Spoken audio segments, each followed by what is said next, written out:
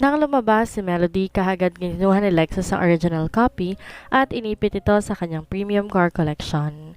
Sigurado siyang dito pa kakialaman ng kahit sino dahil ayaw niyang ginagalaw ng ibang tao ang kanyang collection. Lumipas ang ilang oras at di naman nakatanggap ng kakaibang tanong si Melody mula sa mga anak niya. Kinagabihan di naman siya makatulog ng maayos kung kaya't kagad siyang nag-chat sa kanilang group chat ni Wincy. Gusto niyang magliwaliw. Are you guys still awake? Let's go party! Chat niya sa group chat. Kaagad nag-reply ang dalawa niyang kaibigan. Napangiti siya dahil gising pa ang mga ito at game na game pumarty ngayong gabi. So this night is gonna be a wild, fun, and free night. Nakangiti siyang tumingin sa salamin. Dahan-dahang tinanggal ang suot na singsing. Ngayong gabi, hindi siya si Mrs. Luxerio. Siya ngayon ang malayang si Melody Abirin.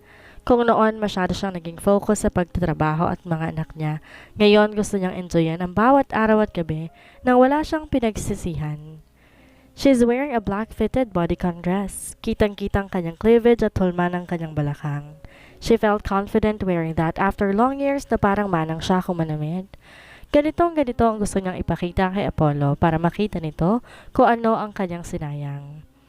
Nagpaalam siya sa daddy niya at nakangititong humalik sa kanyang noo bago bumalik sa kwarto ng mga anak niya. Di niya na nagawang halikan ng mga to dahil baka magising pa. Ayaw naman niyang magtaka ang mga to kung saan siya pupunta sa kalagitnaan ng hating gabi. Tinext sa kanya ni Wincy ang address ng bar na kanilang pupuntahan. May bago daw kasing tayong bar ang nagpapatakbo ay isang artista. Mukhang tamang-tamang gabing pinili niyang magsaya. Sweet Satisfaction? Bigla niyang tanong na makita ang pangalan ng bar. Kakabukas lang daw nito last week pero ito at tinudumog. Marami raw yummy dito. Kinikilig na sambit ni Wincy. Napailing na lamang si Melody. Hindi naman yummy ang hanap niya. She's looking for a comfortable and enjoyable night. Di sila nagkaksaya pa ng oras at kaagad na nagtungo sa loob. Malakas na musika at iba't ibang kulay ng ilaw ang sumalubong sa kanila. Kaagad na napangiti si Melody. This bar is worth it. Napakaganda. Malamig. Hindi ganong karami ang tao at karamihan na titiyak niyang mayayaman. Kaagad silang nagtungo sa counter at nagkatinginan silang tatlo na makita nila kung gaano kagwapo ang bartender. Hindi niya yon maikakaila dahil pinaka-paborito niya sa isang lalaki yung clean cut ang buhok. Hindi na nagpaligoy-ligoy pa si Shane at kaagad na nagpakita ng motibo sa lalaki. Well, Shane is a shy type at ngayon lamang ito nakitang mag-first move. She was impressed. Umorder na sila ng kani-kaniyang alak. She's still into vodka. Mas matapang, mas masarap. Tumingin siya sa kanyang paligid at konti lamang ang nasa dance floor at ang karamihan may kani-kaniyang kausap sa table. Mas malinis at maayos to kumpara sa ibang bar na alam niya. She's now wondering who's the actor who owned this bar. Sounds familiar ang pangalan nito ngunit hindi niya matandaan kung saan niya ito narinig o baka may katunog lamang ang pangalan ng bar. Sigurado siyang wala siyang kakilala o close na artista kaya nasisiguro niya ngayon niya palang narinig ang pangalan ng bar. Mula sa malayo, nakatingin kay Melody isang laking kanina pa pinapalibot ang paningin sa paligid at naghahanap ng target. Manghang-mangha siya sa kung gaano ka-sexy si Melody. Nakakagigil ito. Who's that woman, Robert? Tanong nito sa kanang kamay na siyang katulong niyang magpatakbo nitong bar. Kaagad naman tinignan ni Robert ang babaeng tinuro ng kanyang amo. Kaagad siyang napakunot ng noo dahil ngayon lang din niya ito nakita rito. Kahit sa dati nilang bar, hindi niya ito nakikitang nagpupunta. Hindi ko po kilala ang babaeng yan at ngayon ko pa lamang po siya nakita, Sir Lander. Ng alak si Lander at napatango. Mukhang nakita niya na ang babaeng magpapaligay sa kanya ngayong gabi. He needs to make a move now. Inintay niyang mawala ang dalawa nitong kaibigan at nang makakuha ng pagkakataon, tinapik niya sa balikat si Robert, senyales na maghanda at ready na ang kanyang sasakyan. Dahil hindi siya uuwi, hindi kasamang babae. You look hotter than the sun. Napatingin si Melody sa kanyang katabing lalaki na halos kadarating lamang. Napangiti siya ng bahagya dahil sa pick-up lines itong hindi niya alam kung nakakakilig ba o nakaka-flattered. Ngunit parang pamilyar sa kanya ang itsura ng lalaki. I'm Lander Montenegro, but you can call me yours. Tuluyan ang napahalakhak ng tawa si Melody. Meron sa lalaking to na hindi niya maintindihan. He's funny and hot pero hindi siya nakakakuha ng basta ganun lang. She's better than that. Narito siya para magsaya, makalimot, at kahit papano mag-unwind. Di niya pa rin naman nakakalimutan na kasal na siya. I'm Melody, but I don't think makukuha mo ako sa mga pick-up lines mong nakakaloka. Natatawa niyang sambit. Oh, sabay sa po nito sa kanang dibdib. Sa tingin ko, magaling kang manakit ng puso. But don't worry, kakayanin ko lahat basta para sa'yo. Sabay kindat nito. Nagkaroon sila ng oras para magkwentuhan at di naman niya inabalang sabihin dito na kasal na siya. For what? Para sirain ang gabi nila? No way! Hanggang sa naparami na rin ang iniinom niyang alak pero hindi pa siya lasing. Di na rin niya napansin na masyado na silang malapit sa isa't isa at hawak na nito ang kanyang bewang. Nadadaanan siya nito sa pakwento-kwento at tawanan. Hanggang sa nagulat na lamang siya nang halikan siya nito sa leeg, na kaagad naman siyang napalayo ng bahagya. I'm sorry. My bad. I thought it's okay. I thought you like me, perhaps? Because I like you. Pag-amin nito. Biglang nanlamig ang katawan ni Melody. Ang mga mata ng binata tila nagliliyab sa pagnanasa sa kanya. Hindi naman to ganito kanina. Nilukob siya ng takot at kaba. Tang-ina, nandito ka lang pala, Montenegro. Kanina ka pa namin hinahanap. Sambit ng kadarating lamang na lalaki at sabay silang napatingin dito. Napaawang ang kanyang labi nang nasa likuran ng lalaki ay ang lalaki hindi niya inaasahan. Bigla siyang napayoko at napaiwas ang tingin. Sa dinami-rami ng bar sa Maynila, talagang iisa pa sila ng bar na pinuntahan. Hello Earth, what the heck is going on? Ikaw pala yan, Hector. Ang tagal niyong dumating. Ang akala ko nga hindi na kayo pupunta. Tugon naman ni Lander at nakipag-appear pa sa mga kaharap nito. Hinihiling na lamang ni Melody na hindi na siya maalala pa ni Lander at wag nang ipakilala pa. Talagang di niya alam kung anong mukhang ihaharap niya kay Apollo. The last time na nakita siya nito sa bar, halos mapatay nito si Atlas at ayaw niyang mangyari muli yon. Wow, who's this lucky guy with you? Boses niyo ni Epifanio? Napakagat ng labi si Melody. Kahit kailan, pahamak din talaga si Epifanio. Masyado maraming napapansin sa paligid. Oh, I almost forgot. This is Melody. I just met her here and guess what? I like her so much. Tila bulong pa nito sa harap ni na Apollo pero rinig pa rin naman niya yon.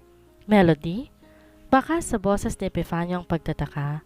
Gusto niyang sapakin sa mukha si Lander. Ganito ba to sa lahat ng babae? Masyadong confident sa sarili. Kung hindi ba naman to tatanga-tanga talagang sinabi pa ang ganong bagay sa ibang tao. Napilitan na siyang humarap at baka sa mukha ni Epifanio ang pagkagulat, habang si Apollo nakatitig na lamang sa kanya, sa mga mata niya at unti-unting sinuri ang kanyang kasuotan.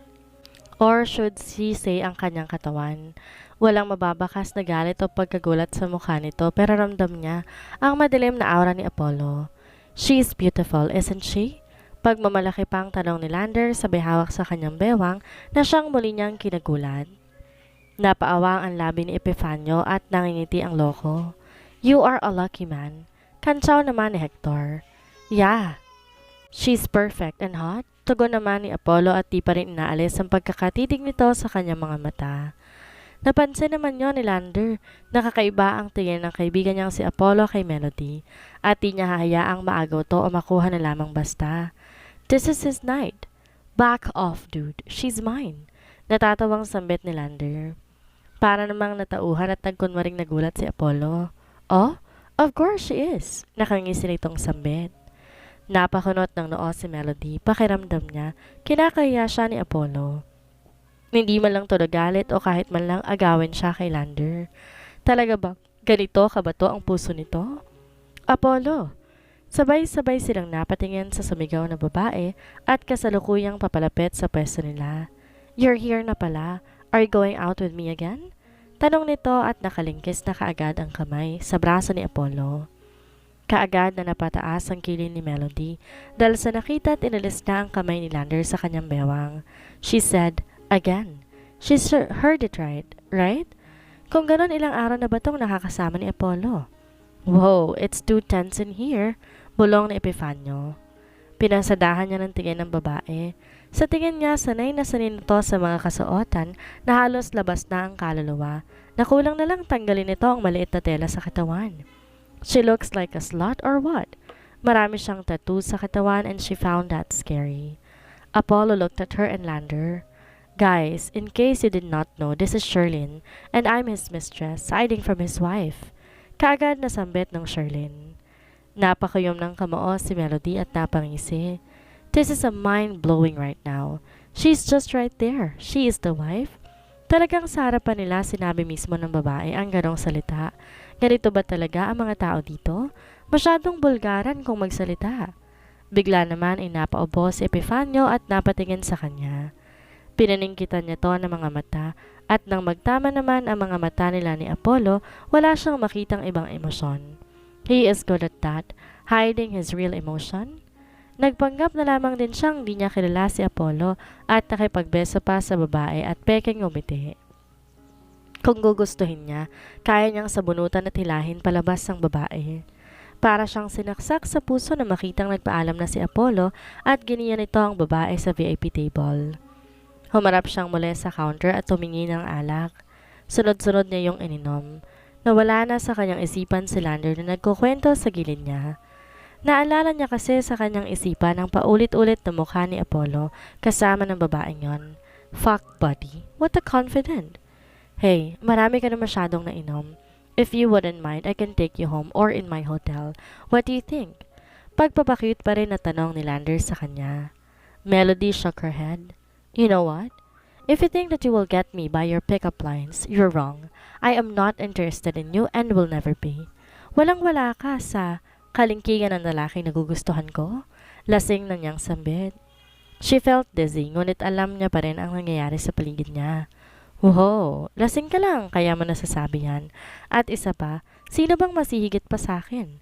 Maraming babaeng handang magbaba ng panty nila para nang makasamang artistang tulad ko. Napatingin si Melody kay Lander at doon niya napagtanto na isa nga tong artista. Ito rin siguro ang may-ari ng bar na ito. Napahalakak ng tawa si Melody. Masyado kang mataas. Go find another girl that you can take with. Walang ibang babae. Hinapit siya nito sa bewang. Kahit pumalag siya, hindi niya magawang makalayo. Ikaw ang gusto ko ngayong gabi. Bulong pa nito sa kanyang tenga, sabay kagat nito sa kanyang leeg. Let me go, asshole! Sigaw niya at buong lakas na itinulak ang lalaki. Aakala niya babagsak siya sa sahig, ngunit may brasong umaalalay sa kanyang bewang. Na mag-angat siya ng tingin, kitang-kita niya ang galit na mukha ni Apollo at ang mahinang pagmumura nito. Hindi niya alam kung bakit pero kusa siyang yumakap dito at sunod-sunod na humikbi. How many times I told you na huwag kang gagawa ng bagay na ayoko? Should I kill my friend or you make it up to me? Bulong ni Apollo sa kanya. What the hell are you doing here? Ang sabi ko, sa akin siya. Sigaw ni Lander at kaagad na sinuntok si Apollo. Mabilis binitawan ni Apollo si Melody at kaagad tong sinalon Epifanio. Di na nakaiwas pa sa suntok si Apollo at wala siyang balak iwasan yon dahil gusto rin naman niyang makaganti dito kung paano nito hawakan at bastusin si Melody. He saw everything from the beginning. Nakita niya kung paano dumating si Melody. She was so stunning and mesmerizing. He can't help but to look at her all the time. Hindi niya ito naglapitan kaagad dahil alam niyang kailangan ni Melody ng space. Maybe this is good for the both of them, not until his friend, Lander, make a move. Well, nabahala siya ng bahagya. Lalo pa na makita niya kung paano ito napapangiti at napapatawa si Melody. Tsaka sa pasimpleng paghipon nito sa balat ng kanyang asawa. Gusto niya tong patayin. Gusto niya tong ilibing sa sarili nitong hukay, but he tried to ignore them, not until Hector found Lander and they need to go there. He had no choice. Kitang-kita niya sa mga mata ni Melody kung gaano to nagulat na makita siya. Mas natitigan niya ng malapitan ang suot nito, ang hubog ng katawan nito. Kaya pala mabilis itong nakuhang atensyon ni Lander. Knowing him, talagang mabilis na napapatingin sa mga babaeng halos open up ang sarili. But that is not Melody. Hindi niya makukuha ang asawa niya, magkamatayan man. But still, he needs to respect her. Ngunit hindi naman niya maalis ang kanyang paningin at isipan sa dalawa. That's why he talked with Sherlyn to make an act to get Melody's attention and make her jealous. Sherlyn is a tattoo artist. Nagpatattoo siya sa kanyang dibdib ng letter M, stands for Melody. Gusto niya tong ipakita sa asawa, not now but soon. At hindi siya nabigo dahil kitang-kita niya kung paano biglang sumimangot ang mukha ni Melody. Now it's a tie. But when things get intense, especially Lander tried to kiss her. Hindi niya na kaya pa, lalo na nang maramdaman niya na parang nanghaharas na si Lander. Like, what the hell? Hindi niya hahayaang basta na lamang iuwi siya ni Lander. Kaya kaagad na lumapit siya na makitang pumapalag na dito si Melody. Mabuti na lamang at kasunod niya lang din si Epifanio sa kanyang likuran at kaagad niya itong naipasa nang suntukin siya ni Lander. Ngayon, siya naman ang gaganti. Mabilis siyang tumayo at kaagad sinuntok ng buong lakas si Lander.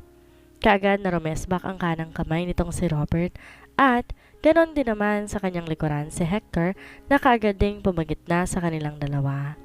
Are you guys insane? That's only a fucking woman, sigaw ni Hector. Napailing si Lander. You know what? I like her. She's mine, sigaw nito at sabay dinuro siya. He chuckled. I can kill you right in front of them for touching my wife, asshole. Balik na sigaw ni Apollo. Sabay dumura dahil nasasaktan siya at nalalasahan niya na ang dugo sa kanyang labi. That is a scene, and I will make you pay. How do you want to pay me? I don't think your life is enough, dude. Napalakas sa mukha ni Lander ang pagkagulat at mabilis na napatingin kay Melody na ngayon katabi na ang dalawang kaibigan at si Epifanio.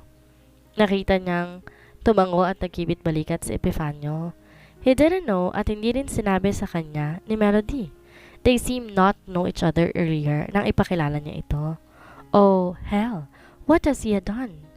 I did not know that he is your wife. You know me. Hindi ako tumatalo ng pag-aay na ng kaibigan. Kaagad na paliwanag ni Lander. Mabilis namang nawala kaagad ang init ng ulo ni Apollo. Aminin man niya o sa hindi, may pagkukulang din sila ni Melody. Hindi nila kaagad ipaniwala sa mga kaibigan niya kung ano ang sitwasyon nila.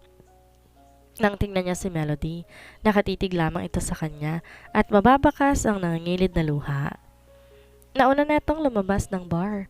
Lumapit siya kay Lander at tinapik siya nito sa braso. Gago ka? Sa susunod, wag kasi kayong maglilihim sa grupo. Pati pagkakaibigan natin na dadamay sa usaping pag-ibig ninyo eh. Hinuhukay ko na palang sarili kong libingan nang hindi ko pa alam. Naiiling nitong sambit sa kanya. Makikita ko naman sa mga mata mo kanina.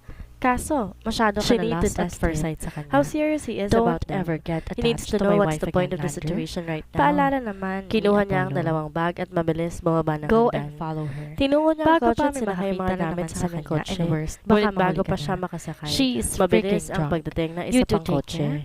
Lumabas na si Apollo sa bar Napagmamayari at ni kagad na Apollo. tinungo ang kotse. Mabilis na lumabas si Apollo at pinatagal agad niya hinawakan nito ang kanyang kanina. kamay. Naabutan Kitang-kita niya kung itong ganito tila may kataranta at hinahanap tila ba sa galing hawak sa na iyak. mini pouch. No, don't go. Napangisi siya. I thought Dahil Epifanio nasa tells you kanya some ang part of the susi nito. situation. I'm sorry, Sinadya niya please itong forgive me. ipakuha kay Shirley na leave me. magbeso ang dalawa Nagsusumamo kanina. ang boses nito Are at you looking tila for this? hinaplos ang He puso asked niya at agad kasabay naman na nakaramdam tumingin sa siya ng kanya si pagkaawa Melody. para dito.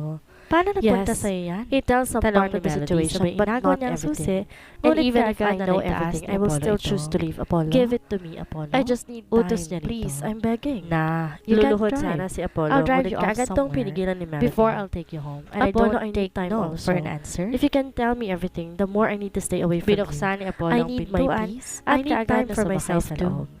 Wala But you're naman not nang gonna nagawa pa divorce si me Melody because I kung don't hindi ang want- sumakay na lang I din. will not sign that. Aminin niya sa hindi. Hindi Alam na naman sa nagsalita sarili pa si niya, Melody. nalasing na siya. At sumakay na lamang sa Habang loob ng nasa kotse biyahe, at hindi niya na hindi napigilan maiwasan pa ni Melody ang hindi umiyak. mapatingin kay Apollo. Sandali siyang Malayong dipindos at malayo kinakalmang ito. sarili Sa lalaking habang nakita si niya Apollo sa nakatingin lamang sa loob kanya. ng bar. Nag-umpisa He seemed siyang so paandarin ng vulnerable, makina a at transparent sinikap one. na Halos makapag-drive hindi ng niya na maayos. namalay na nasa Habang isang si malaking Apollo mansyon hindi na sila. maiwasang masaktan Kaninong sa mansyon pag-alis to? ni Melody. Kunot noong tanong Mabuti niya na at lang saka nagawa bumaba niya ng pang harapin kotse. ito. Matapos Sobrang ang lahat laki ng ng nalaman garden. niya. Sobrang lawak. Hindi niya rin maintindihan ang Kitang-kita sarili. niya ang hallway na Kayang-kaya niyang napapalibutan ng pigilan iba't ito ibang pero kulay na mga natatakot siya. ilaw. At Natatakot sobrang siya na baka swimming pag pool na nalaman meron itong itong lahat lahat ay ay bigla na biglang lamang siyang tubig. iwan ito. Napaawa Hindi niya ang pwedeng kanyang isugal ang labi. katotohanan. At sobra siyang Everything of namamanga. his plan is now screwed Halos up. hindi siya He no longer makapaniwala himself at the sa moment. nakikita. Sa tingin niya, Pakiramdam kailangan niya na na wala wala ang ang tama maybe na this is espiritu the ng best alak for both of sa them kanyang katawan. for the meantime. Oh my gosh, this is amazing. Pumasok si Where Apollo are sa loob we? ng bahay at Muli dumiretso niyang sa tanong. mini barroom. Hindi alam Kumuha ni siya Melody ng na alak at kanina pa kaagad nakatitig natinig sa sa kanya kanya si Apollo. Napatingin siya sa Masayang kanyang masaya singsing na siya suot and he dahil remembered the nagustuhan ring ni Melody that ang his lugar. mother gave him. After ng Kinuha revelasyon niya yun ng sa kanyang sikretong nalaman kahon tungkol sa at asawa, pinaglaruan sa hindi kanyang niya alam kamay. kung paano o This kung ring saan siya symbolizes mag-uumpisa. love, But vow, he and guessed faith. kailangan niya maging open Naalala dito. niyang sinabi ng Kung kanyang ano rin mommy ang tungkol na sa ibibigay niya lang ang pagkakaawa. singsing na yun He sa wants babaeng their tunay niyang relationship to work minamahal. again and At hindi sa hopefully, babaeng for good and pakakasalan lang perfectly. dahil kailangan. Humarap si But now Apollo he kay thinks Melody pareho at tumitig tumitig sa mga mata naranasan. nito. He thinks Hindi she loves her, makapaniwala si but he Melody is sa not sure emosyon na ay pinapakita Baka kasi natatakot ng lang mga siyang mata ni mag-isa Apollo. at hindi I will magampanan ng tell you a pagiging ama story. sa mga anak niya. Dito ako lumaki, Ayaw niyang Melody. gawin ang ginawa ng Dito daddy ako niya unang sa kanya. lumakad, nagsalita, His dad treat tumakbo. him Lahat like ng an lugar na investment ito in ay ako. business. My He mother always throw always him at told the me lion's cage na kapag at inihahain nagkapamilya bilang ako, pagkain. kailangan ko At the dito end of sila the day, dalhin. he is a Dito kami disappointment. maging masaya. Nung At makarating ipapamana naman ko si to sa Melody magiging sa dating anak ko. bahay nila, Gaya ng narito rin ang pagpapamana mga niya sa anak akin niya ng sa mansyon na garden. ito. Mabuti This na is lang our at home wife. I'm pinaglilinisan looking niya pa forward nito na sa kay Manang pagbalik mo sa Gina akin. at sa Dito iba na pang tayo ng katulong mga anak natin mula nang titira. umalis sila I kaya will tell malinis you ang paligid everything about pagdating me. nila. Bawat detalye Hindi siya na kaagad tungkol sa buhay nagpakita ko sa ay mga anak niya sasabihin ko na dahil mapapansin hindi nito na ako ang maglilihim pagmuto pa, ng mga kanyang mga pangako. mata. Hindi Isa na pa, kailangan napigilan niya pa ni mag-isip ng Apollo dahilan sa mga posibleng tanong nito. ang sarili at Mula kaagad na kwarto hinalikan habang si inaayos Melody niya ang mga sa gamit labi. ng anak niya. It was May bumagsak fascinating. na papel It mula was sa so gamit ni sweet and brave Lexus. action.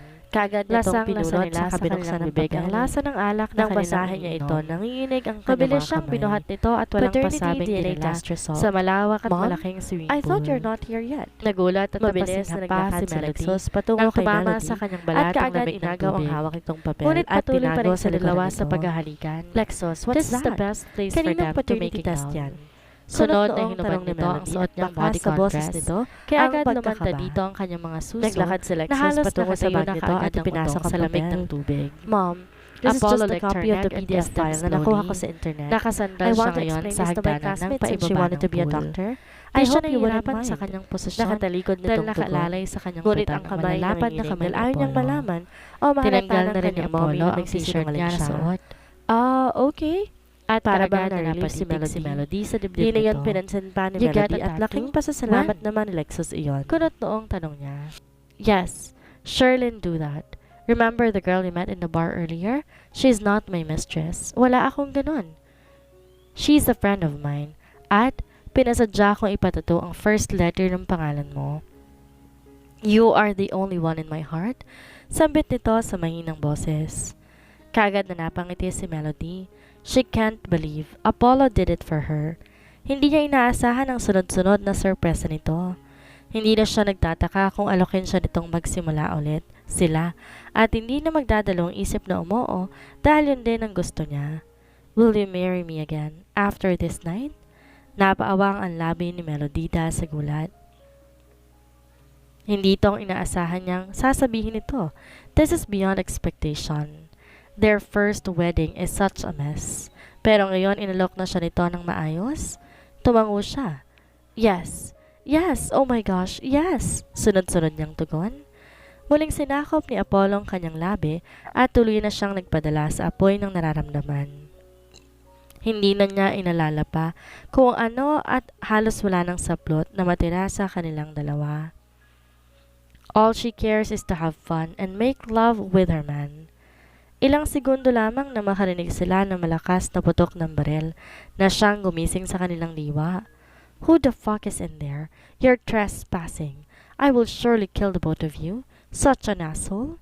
Boses yun ng lalaki na siyang nakapagpataranta kay Melody. That's Milandro. Sambit ni Apollo. Who's Milandro? Nagawa pang itanong ni Melody. Ngunit hindi na yun sinagot pa ni Apollo nang may tumamang liwanag galing flashlight patungo sa kanilang pwesto. Kaagad na nilubog ni Apollo ang katawan ni Melody. It's me, Milandro. It's Apollo. Malakas niyang sigaw.